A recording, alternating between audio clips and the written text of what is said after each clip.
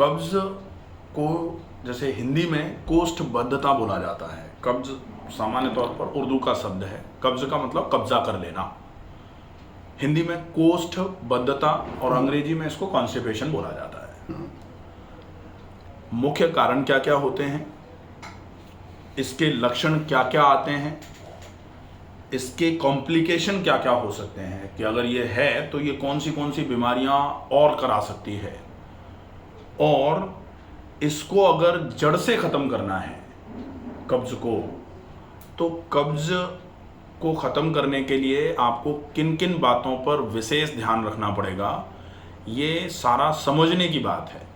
क्योंकि कब्ज बेसिकली समझ के ठीक करी जा सकती है। इसको चूरन चटनी, दवाई, गोली इससे ठीक नहीं किया जा सकता। कब्ज में जो आज सबसे ज़्यादा भ्रम फैला हुआ है कब्ज के इलाज में, वो ये है कि पेट एक बार खुल के साफ हो जाए तो कब्ज ठीक हो जाए। लेकिन पेट का साफ होना और कब्ज का इलाज दो एक ही पहलू के सिक्के हैं, लेकिन दोनों एक नहीं होते हैं। पेट साफ तो एनिमा से भी हो जाता है, पेट साफ तो चूरन से भी हो जाता है। पेट साफ तो वो एलोपैथी में, होम्योपैथी में, आयुर्वेद में, हर जगह कुछ न कुछ पेट साफ करने के लिए चूरन चटनियाँ गोलियाँ हैं, लेकिन उनसे पेट में भरे हुए मल को आप निकाल सकते हो। कब्ज का इलाज नहीं होगा, क्योंकि कब्ज का इलाज कब होगा, जब आपकी आंतों की मल को बाहर फेंकने की क्षमता बढ़ जाएगी। मल अपने आप बिना किसी एक्सटर्नल फोर्स के आंतें जब अपने आप उसको बाहर धक्का मार करके निकालना चालू कर दें, तब माना जाता है कि अब कब्ज का इलाज हुआ। और इसके लिए ये ज़रूरी पड़ेगा आप ये समझें कि मल क्यों नहीं निकाल पा रही हैं आंतें। आंतों में ऐसा क्या हो गया है कि आंतें मल पूरे तरीके से एक बार में बाहर नहीं निकाल पा रही। तो जैसे अगर हमको कहा जाए कि ये पानी की बोतल है, इसको धक्का मार के ऐसे करके वहाँ तक पहुँचाना है, तो कब पहुँचेगी, जब हम हाथ इस पर लगा करके और जोर लगा के धक्का मारेंगे, और जितना आवश्यक है। आंतों में भरे हुए मल को अगर बाहर निकालना है तो आंतों को कुछ ना कुछ ऐसे आंतें धक्का मारें। इसके लिए आंतों की चाल, आंतों की ताकत जिसको बोला जाता है, वो अगर कमज़ोर पड़ेगी कहीं, तो ये धक्का मार वहाँ तक हम नहीं पहुँचा पाएंगे। ऐसे ही आंतें मल को बाहर नहीं निकाल पाएंगी। आंतों की चाल में या फिर आंतों की ताकत में कमी क्यों आती है, आंतें कमज़ोर क्यों होती हैं, उसके कई कारण हैं। वही सारे कारण कब्ज के कारण माने जा सकते हैं। सबसे पहला कारण जो कब्ज का है वो है लैक ऑफ एक्सरसाइजेज।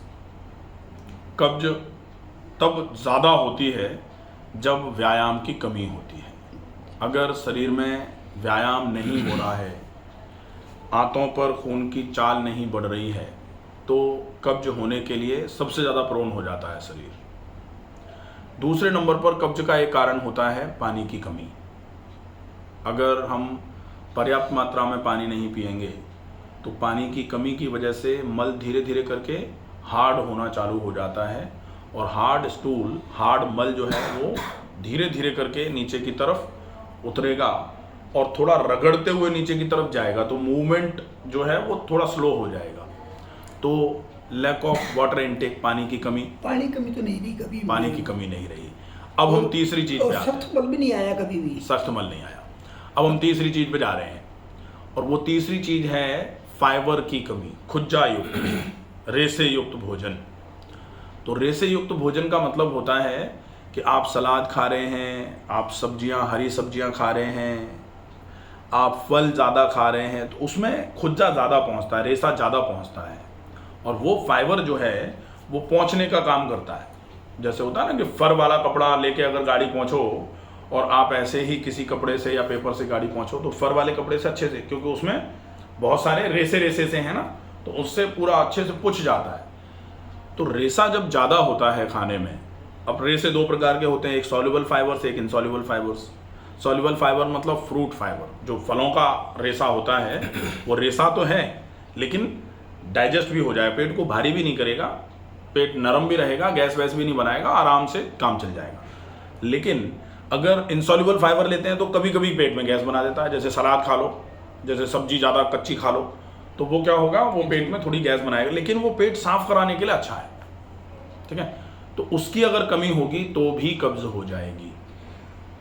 अब आते हैं हम चौथे कारण पर, जो आजकल सबसे ज़्यादा चलन में है कि मल हार्ड भी नहीं आ रहा, सब कुछ ठीक है, खाना भी खा रहे हैं, पानी भी पी रहे हैं, व्यायाम भी कर रहे हैं, लेकिन उतना व्यायाम और उस तरीके का खाना नहीं है जो आपकी आंतों के लिए सुटेबल हो। तो मल आता तो है लेकिन थोड़ा आता है। उसके बाद फिर हम जैसे ही उठ के वापस आते हैं, कुछ खाते पीते हैं, तो एक बार थोड़ा सा और आ सकता है। तो 2 या 3 बार जा रहे हैं, लेकिन उसके बाद भी सेटिस्फैक्टरी पेट साफ नहीं हो रहा, और मल खिचड़ी जैसा आ रहा है, अनपचा आ सकता है, या फिर कभी कभी ऐसा आएगा कि आ तो रहा है लिक्विड के रूप में, लेकिन बहुत जोर लगाने के बाद नीचे की तरफ आ पा रहा है। एक तो होता है कि बहुत जोर लगाने के बाद नीचे आ रहा है तो वो सख्त मल आए, और एक होता है कि जोर तो बहुत लगा रहे हैं लेकिन मल सख्त नहीं आ रहा है, मल आ रहा है बिल्कुल लूज।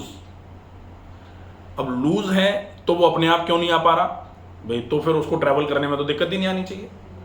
लेकिन लूज भी आगे की तरफ नहीं बढ़ पा रहा, क्योंकि आंतों में जो संकुचन और शिथिलन की क्षमता है वो धीरे धीरे करके कमजोर पड़ रही है, और उसके कमजोर पड़ने के कई कारण होते हैं। उसके कमजोर पड़ने में सबसे बड़े कारण होते हैं कि थोड़ी कब्ज थी और हमने उसी समय से कई सारी दवाइयों का उपयोग चालू कर दिया, और आज थोड़ी, कल ज़्यादा, फिर परसों और ज़्यादा, फिर और ज़्यादा, और ज़्यादा, और ऐसे कर करके मतलब आपने लास्ट में बताया ये रीजन इनके लग रहा है। हाँ, तो वो जो रीज़न है, उस रीज़न के लिए आंतों की कमजोरी को दूर करना पड़ेगा, तब कब्ज दूर होगी। तब तक कब्ज दूर नहीं होगी, क्योंकि कब्ज के तो कई कारण होते हैं। कोष्ठबद्धता का, हिंदी में कब्ज को कोष्ठबद्धता बोला ही इसलिए जाता है कि कोष्ठ जब बंध जाए, कोष्ठ मतलब बड़ी आंत, कोठा बोलते हैं ना, कोठा, तो वो कोष्ठ जो है, वो कोष्ठ अगर बंध जाए मतलब वो प्रॉपर अपना काम नहीं कर पा रहा, उसमें जो चीज़ें भरी हुई हैं वो निकल नहीं पा रही, ऐसी कंडीशन को कोष्ठबद्धता बोला जाता है। ये हिंदी का शब्द है कब्ज के लिए। हाँ, और ये भी कहावत में कहा जाता है कि constipation is mother of all diseases, कि कब्ज सब रोगों की जननी है। अगर कब्ज होगी तो फिर कुछ भी हो सकता है, फिर कोई भी ऐसी बीमारी नहीं है जो नहीं हो सकती। कब्ज में आपको धीरे धीरे करके न्यूट्रिशन की कमी हो जाएगी, कब्ज में आपके शरीर में जब खाना लगेगा नहीं तो बाल झड़ना चालू हो जाएंगे, आंखें कमज़ोर हो जाएंगी, कमजोरी रहेगी तो चिड़चिड़ापन बढ़ जाएगा। अब अपने को लगेगा कि हम धीरे धीरे करके तनाव में आते जा रहे हैं, रीज़न कब्ज हो सकती है, क्योंकि पेट साफ नहीं हो रहा, क्योंकि खाना नहीं लग रहा, फिर कमजोरी आ रही है और काम करना पड़ रहा है। तो कमजोर व्यक्ति जब ज़्यादा काम लिया जाए उससे तो चिड़चिड़ाता ही है, फिर तो ये सारे सिम्टम्स आना चालू हो जाएंगे। तो इसको समझ लेना बहुत ज़रूरी था कि भाई आप अगर ये समझ जाएंगे कि हमारा तो ये कारण है, तब उस कारण को ख़त्म करने का काम किया जा सकता है। समझ में आ गया कि कारण क्या है? क्लियर है ना? ठीक है, अब बात होगी कि इसको ख़त्म कैसे करना है। भाई ये तो समझ गए कि हमको इस वजह से कब्ज हुई, ठीक है। अब ख़त्म करने के लिए क्या क्या करना पड़ेगा? तो ख़त्म करने के लिए आपको अपनी जीवन शैली में कुछ बदलाव करने पड़ेंगे, और वो बदलाव क्या क्या हैं वो एक बार पूरा अच्छे से समझेंगे, ठीक है, कि क्या क्या करना है, किस किस तरीके से करना है, इसको अपन आगे देख लेते हैं, ठीक है।